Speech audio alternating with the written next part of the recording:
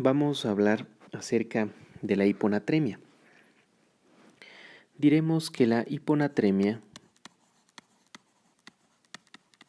se define como aquellos valores de sodio por debajo de 135 mil equivalentes por litro. La hiponatremia podemos clasificarla en base al tiempo de evolución, siendo esta aguda o crónica. Me refiero a hiponatremia aguda cuando el tiempo de evolución es menos de 48 horas, mientras que si es crónica hablo de más de 48 horas. Otra forma de clasificar la hiponatremia es dependiendo a la severidad de la misma. Tengo hiponatremia leve, hiponatremia moderada e hiponatremia severa. Hiponatremia leve es aquella que se encuentra comprendida entre parámetros de entre 125 a 134 mil equivalentes por litro, moderada entre 115 y 124 mil equivalentes por litro, y severa aquella que se encuentra por menos de 115 mil equivalentes por litro. Debemos mencionar que es la hiponatremia severa la que por lo general nos da problemas, principalmente síntomas como fatiga, convulsiones, deterioro del estado de conciencia. Y es justamente la cual debemos considerar ser tratada de forma emergente. Una vez que hemos definido algunos aspectos básicos referente a la clasificación de la hiponatremia, entendiéndose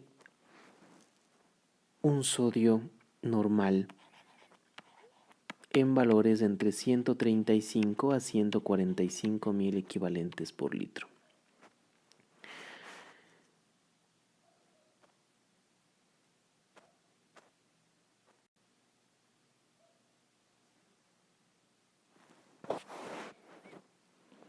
Antes de estudiar más a profundidad la hiponatremia, debemos diferenciar, ¿sí?, entre una hiponatremia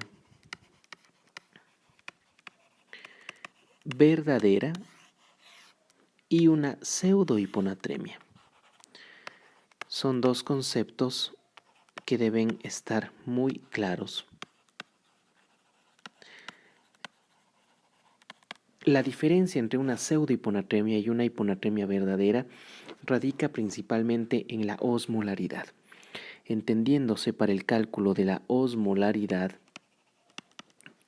la siguiente: sodio por 2 más la glucosa para 18. Si de este cálculo la osmolaridad normal oscila entre 290 más menos 10.000 miliosmoles por litro de solución. Para algunos autores está entre 300 más menos 20. En la hiponatremia verdadera, ¿sí?, yo voy a hablar de que existe una osmolaridad disminuida, mientras que en la pseudohiponatremia yo voy a tener que la osmolaridad puede ser normal o en su defecto la osmolaridad puede estar aumentada. En el caso de la osmolaridad normal puede hacerse evidente en casos como hipertrigliceridemia y en casos de hiperproteinemia. Y la osmolaridad aumentada puede hacerse evidente en casos de hiperglicemia principalmente, o en casos donde utilice soluciones hipertónicas como por ejemplo el manitol. Entonces, esta es la principal diferencia entre tener una pseudohiponatremia y una hiponatremia verdadera. La hiponatremia verdadera en su defecto puede clasificarse en hipovolémica, en euvolémica o normovolémica y en una hiponatremia hipervolémica. La diferencia radica principalmente en signos clínicos. En la hipovolémica yo voy a tener principalmente una tensión arterial disminuida, en la euvolémica una tensión arterial normal y en la hipervolémica una tensión arterial elevada. Por supuesto, en la hipovolémica puedo hacer referencia a que van a existir signos de deshidratación, ¿sí?, evidentes, mientras que en la euvolémica prácticamente la presión es normal, no hay compromiso de la volemia, y en la hipervolémica hay signos importantes de sobrecarga hídrica. ¿Cuáles son los ejemplos más importantes en cada una de ellas? Si bien es cierto, para algunos autores es importante la evaluación del sodio urinario, teniendo como punto de corte 20.000 equivalentes a nivel del sodio urinario, y el diagnóstico diferencial se establece teniendo un valor de sodio urinario menor de 20 o mayor de 20.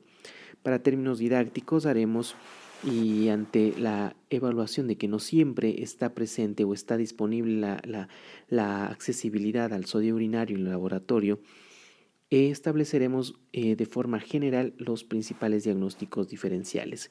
De hipovolémica principalmente tenemos vómito, tenemos diarrea, tenemos el uso de diuréticos tiacídicos, tenemos principalmente la presencia de fístulas, adenomas, ¿sí? Principalmente vómito, diarrea, diuréticos tiacídicos suelen ser los más frecuentes. La euvolémica, por otra parte, tenemos el hipotiroidismo, la insuficiencia suprarrenal, tenemos igual los diuréticos tiacídicos y por otra parte tenemos el síndrome de secreción inadecuada de hormona antidiurética, el SIAD. ¿Ok?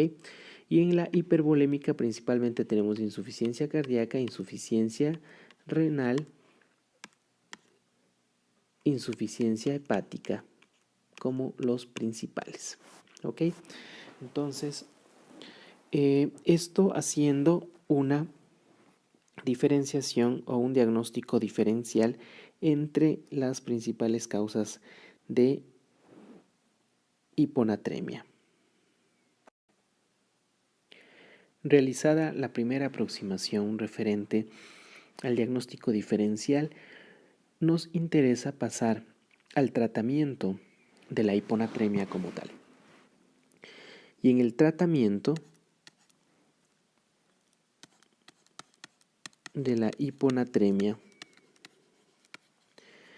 debemos cumplir algunos prerequisitos que son importantes. Primero, debo considerar si es aguda o si es crónica. Habíamos visto anteriormente que aguda es menos de 48 horas y crónica principalmente tenemos más de 48 horas. Esto es importante porque en base a esto se establecerán las metas. La causa más frecuente de hiponatremia aguda, es decir, aquella que se presenta en menos de 48 horas, suele por lo general ser eventos posquirúrgicos, ¿sí? Y la crónica, generalmente más de 48 horas, el uso de diuréticos de tipo tiacídico. Suelen ser las causas más frecuentes, tiacídicos, ¿sí? Lo importante en esto es establecer las metas de reposición. Cuando es aguda, ¿sí?, la meta está establecida entre 0.5 mil equivalentes por hora. Esto, la velocidad, ¿sí? O en su defecto podemos hablar de 1.5 mil equivalentes en 3 horas. ¿Sí? O hasta 10 a 12 mil equivalentes en 24 horas. O hasta 18 mil equivalentes en 48 horas. ¿Sí? Mientras que si es crónica, deberemos establecer que puede la reposición ser aproximadamente, ¿sí?, hasta 8 mil equivalentes en 24 horas. Hasta 8. ¿Ok? Estas metas es importante para evitar complicaciones por una reposición muy acelerada, que principalmente se traduce la complicación principal de una reposición muy rápida. La complicación principal es una encefalopatía pontino desmielinizante. Esa es la complicación principal. ¿En qué consiste esta complicación de encefalopatía pontino desmielinizante? Este está dado por una reposición muy acelerada, muy rápida del sodio. Reposición acelerada. Prácticamente se trata de una tetraparesia, una tetraplegia flácida, en el cual prácticamente el paciente no puede movilizar sus 4 extremidades y el daño es irreversible y se considera una iatrogenia su presencia.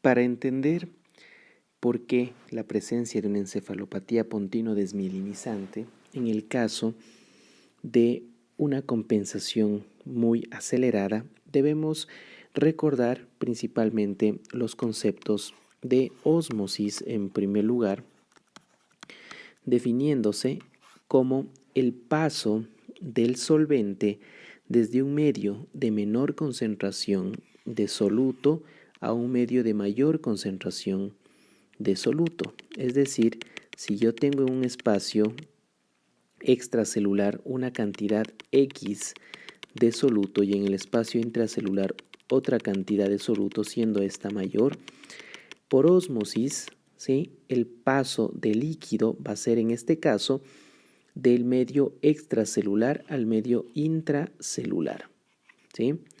Por otra parte, si yo tengo en una célula una mayor cantidad de soluto a nivel del espacio extracelular y una menor cantidad de soluto en el espacio intracelular, por concepto, la ósmosis es el paso del agua desde un medio de menor concentración de soluto a un medio de mayor concentración. En este caso, el agua saldrá de la célula. En el primer caso, ¿sí?, lo que sucede con la célula es que existe un proceso de edema celular por el paso del agua desde el extra al intracelular. En el segundo caso, yo tengo más bien una deshidratación celular por una salida de líquido desde el intra al extracelular.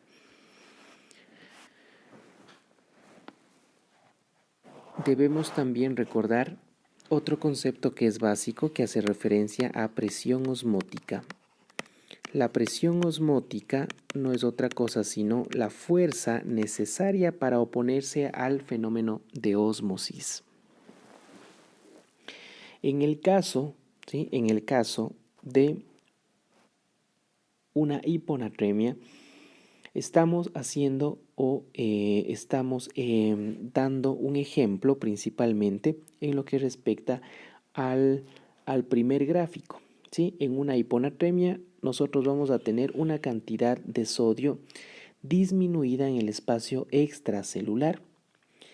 ¿Qué pasa si a este espacio o a esta cantidad de sodio que se encuentra disminuida en el espacio extracelular, yo doy una compensación muy brusca, muy rápida de sodio? Es decir, paso desde un estado desde un estado de hipotonicidad a un estado de hipertonicidad, es decir, prácticamente tengo una reposición muy brusca del sodio.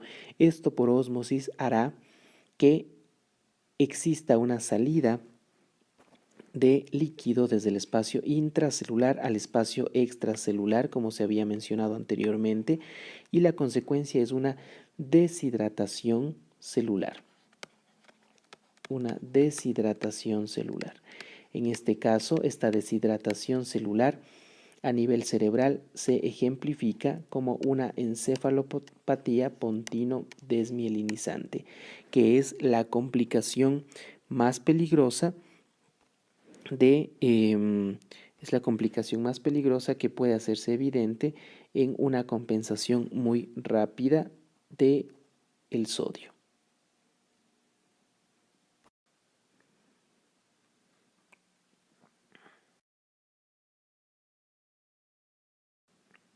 Habíamos dicho diapositivas anteriores en cuanto a la meta de reposición que si es aguda deberá ser a razón de 0,5 mil equivalentes por hora o hasta 10 a 12 mil equivalentes en 24 horas o en su defecto hasta 18 mil equivalentes en 48 horas. Por otra parte, si es crónica, la reposición deberá ser hasta 8 mil equivalentes en 24 horas. Una vez comprendida las metas de reposición, debemos mencionar que una ampolla de soletrol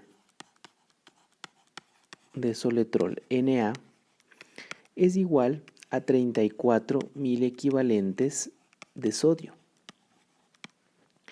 Por otra parte, debemos también considerar que por cada 1000 ml de solución salina al 0,9% tenemos aproximadamente 154 mil equivalentes de sodio más 154 mil equivalentes de cloro. Por otra parte, debemos considerar que en 1000 ml de dextrosa al 5% en agua, prácticamente la estamos administrando, ¿sí?, 50 gramos de glucosa más 1000 ml prácticamente de agua. Es decir, una solución de dextrosa al 5% en agua no posee 1000 equivalentes de sodio, no así 1000 ml de dextrosa al 5% en solución salina al 0,9%, que tendrá esto 50 gramos de glucosa más 154 mil equivalentes de sodio y también de cloro, 154, más 1000 ml, lógicamente, de agua. ¿Sí? Por otra parte, debemos también conocer que una solución de 1000 ml de solución salina al 3% me aporta con aproximadamente 512 mil equivalentes de sodio. Son las principales concentraciones que yo debo tomar en cuenta para la reposición. La fórmula de reposición, la fórmula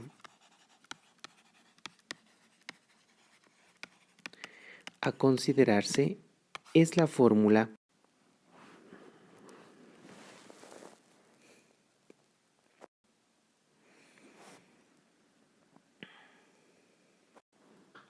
con la fórmula de Adroguema-Díaz que hemos planteado anteriormente, es decir, sodio de la infusión menos el sodio del paciente dividido para agua corporal total más 1.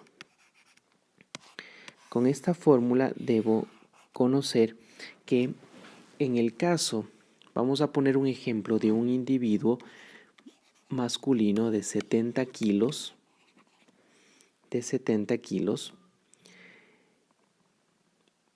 con edad de 70 años y un sodio de 115 mil equivalentes. Cabe recalcar que la meta óptima a la cual yo debo llevar el sodio es un valor seguro. Este valor seguro se habla que debe ser al menos superior a 120 mil equivalentes. La meta de reposición no es llevar el sodio a parámetros normales, sino a valores seguros, que en este caso es mayor de 120.000 equivalentes por litro. Si yo tengo un paciente, ¿sí?, que presenta una hiponatremia hipovolémica y hipoosmolar, yo deberé considerar pues en el diagnóstico diferencial la presencia de pérdidas como vómito, diarrea, quemaduras, diuréticos tiacídicos, presencia de fístulas, sondas, adenoma velloso, etc. Aquí la prioridad, como es una hiponatremia hipovolémica, necesitamos reponer volumen, ¿sí? Y aparte del volumen puedo ayudarme de soletroles Na. Por ejemplo, ¿sí?, puedo hablar o puedo hacer una combinación de 1000 ml de cloruro de sodio al 0,9% más 3 ampollas de soletrol Na. En los 1000 de solución salina yo tendré 154.000 equivalentes.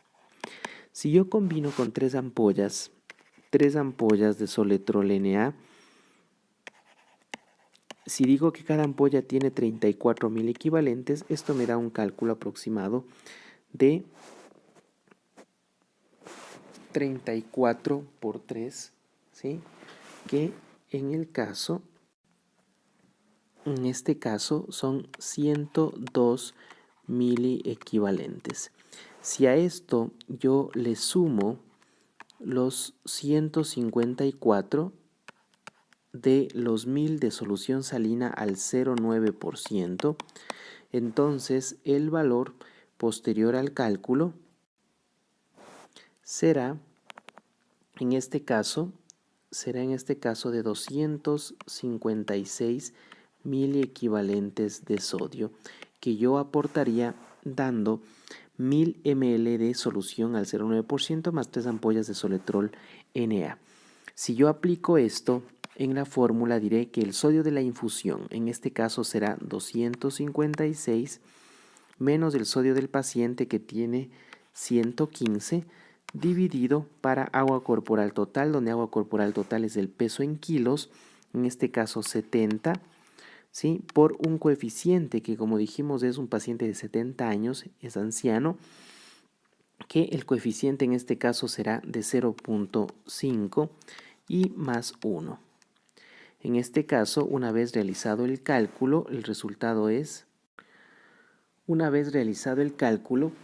el valor final es de 3,92 en el incremento de sodio.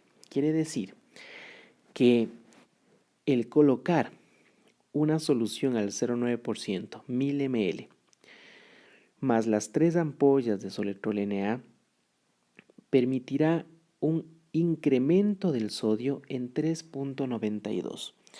Si yo quiero cumplir las metas, la meta establecida en una hiponatremia aguda, que es de 0,5 mil equivalentes por hora,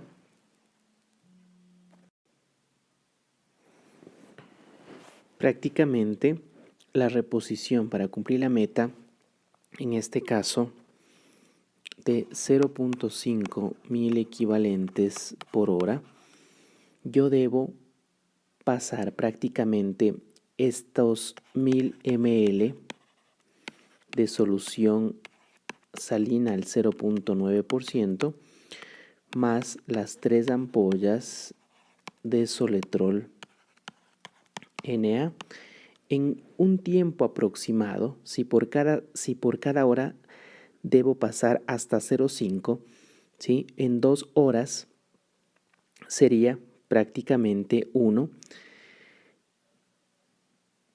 en 3 horas 1,5, en 4 horas 2. Prácticamente deberé pasar este valor de 3,92 en aproximadamente 8 horas.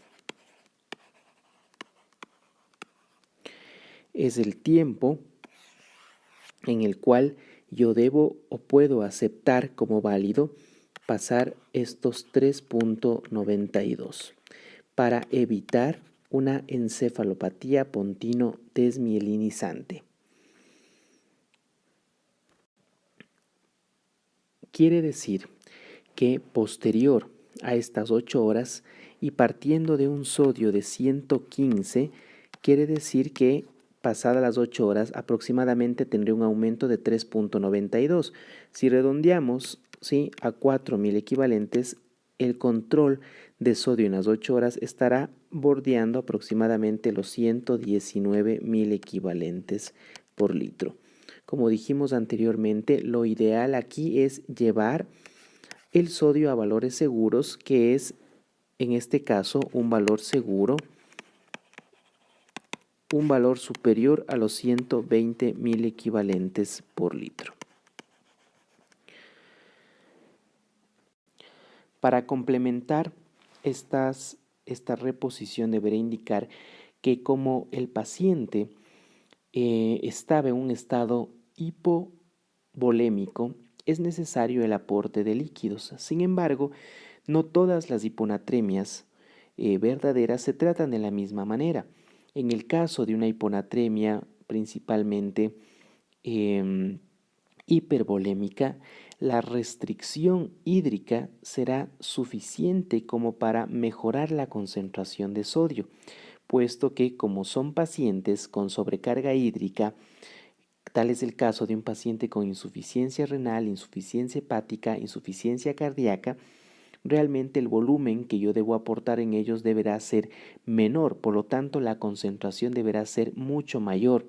Un ejemplo de esto sería poner 500 ml de solución salina al 0,9% más ampollas de Soletrol Na, tratando de ir cumpliendo las metas establecidas dependiendo si la hiponatremia es aguda y es crónica. Lo que trato de decir con esto es que se deben valorar las características individuales de cada paciente, tratando de que el aporte de líquidos sea el ideal sin sobrecargar o sin, al contrario, quedarnos un poco cortos en la reposición.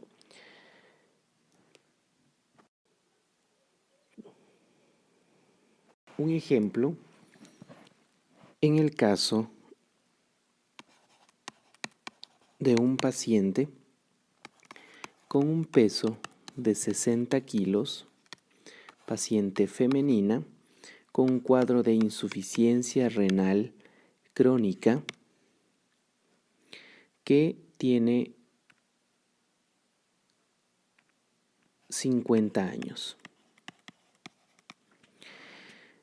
La hiponatremia que ha sido filiada es una hiponatremia hipoosmolar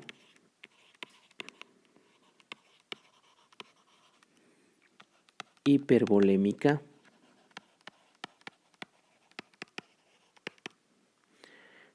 grave crónica. El sodio es de 110.000 equivalentes y acude a emergencia por presentar convulsiones.